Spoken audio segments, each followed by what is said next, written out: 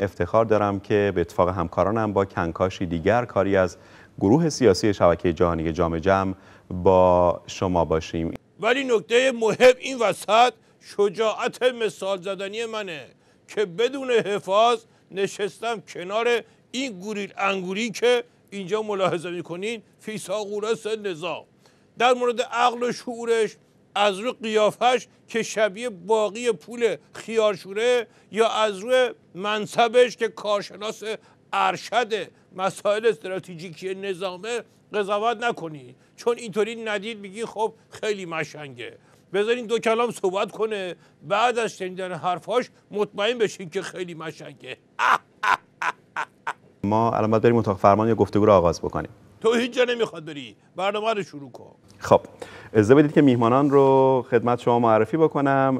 در کنار بنده جناب آقای، منو همه میشناسن، نمیخواد معرفی کنی. ایشون تحلیلگر ارشد روابط بین الملل هستند و دیگر میهمان ما جناب، اینم نمیخواد معرفی بکنی چون که چیزی نداره که تو معرفیش بخوایم بگیم. ظاهر و باطنش بینندگان گرامی همینی که ملاحظه میکنی.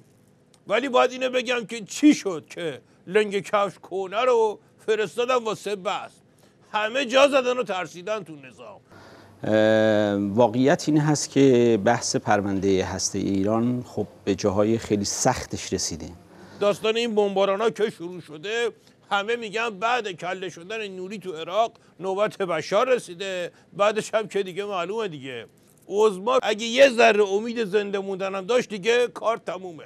مرحوم ابوی همیشه میفرمودن بزن بهادر، عرض میکردم بله، میفرمودن که تو تشییع جنازه یهو مرده زنده شد. همه ترسیدن فرار کردن. بعد یکی دو دقیقه مشنگه داد زد نترسین نترسین، برگردین خودم زدم کشتمش. فکر میکنید که روند و سمت و سوی مذاکرات تا به حال چگونه بوده؟ روند مذاکره که مشخصه، آیندهش هم مشخصه، پیش بینی نمیخواد که از اولش معلومه تهش چجوریه.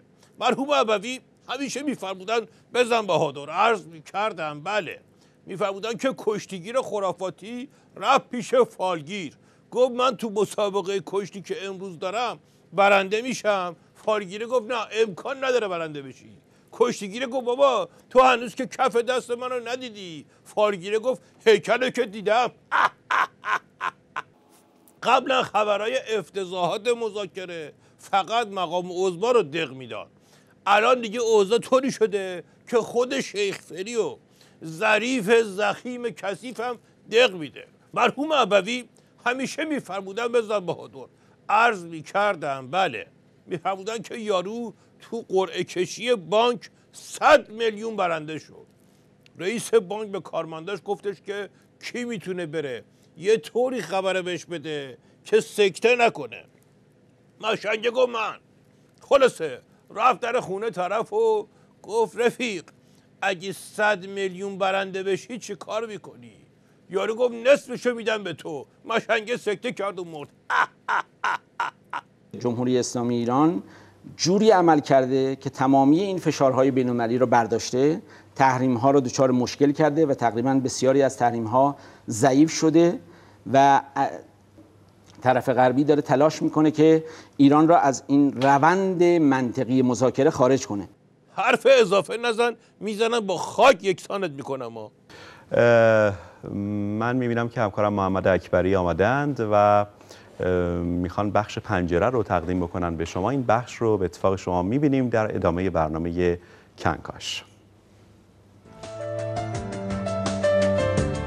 از شما بزرگواران هم تقاضا دارم که از دعای خیرتون تیم مذاکره کننده هسته‌ای رو فراموش نکنید. باز این یارو رو برداشتین آوردین اینجا، شانس ما رو نگاه کن. اکه از قدیم گفتن آدم که بد شانس باشه همیشه یه احمقی پیدا میشه که ماشینشو صاف جلو پارکینگ خونهش پارک بکنه، حتی اگه خونه نداشته باشه. قبل از برنامه مصاحبه رئیس جمهور محترم رو میخوندم با شبکه NBC آمریکا.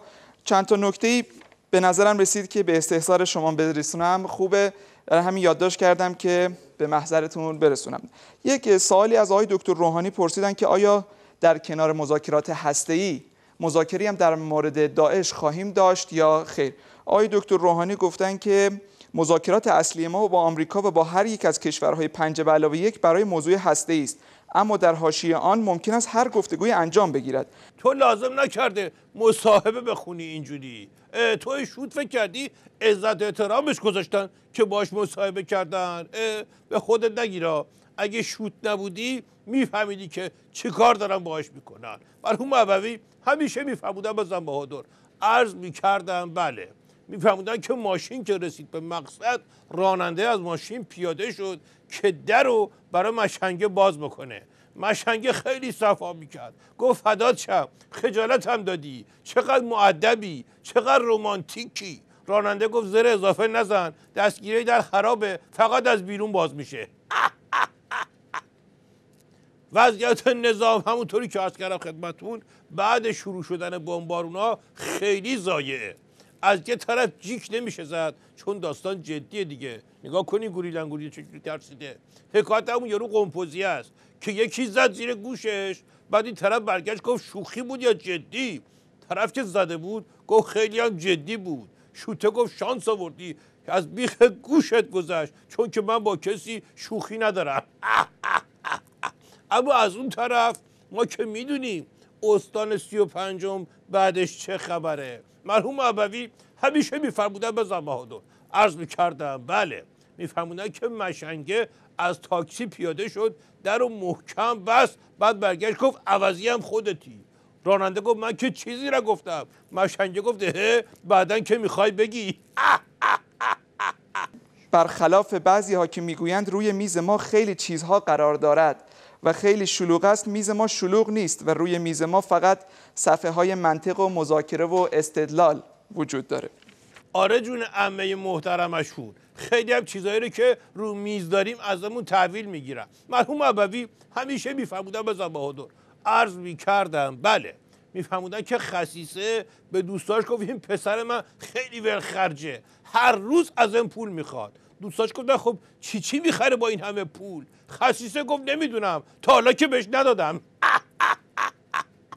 خیلی ممنونیم که امشب در کنکاش حضور پیدا کردید. از شما بینندگان عزیز هم خیلی متشکریم. با شما خداحافظی میکنم با امید دیداری مجدد.